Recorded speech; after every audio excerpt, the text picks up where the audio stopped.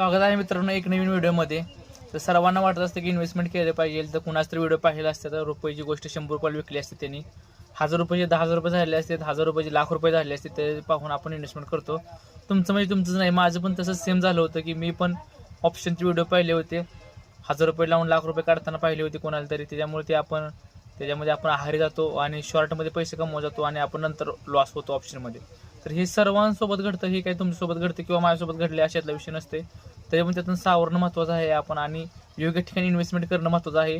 आपल्याला कोणता बॅकअप व्यवसाय नसेल, इन्कम नसेल तर आपण ऑप्शनमध्ये शक्यतो जाऊ नये, ऑप्शन करू नये.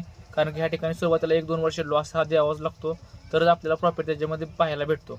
तर मित्रांनो, इन्व्हेस्टमेंट करायचं असेल तर स्टॉक घ्या, लार्ज कॅपमधले घ्या सुरुवातीला.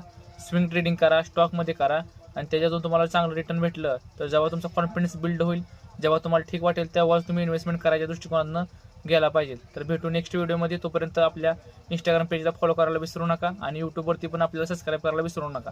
तर भेटू नेक्स्ट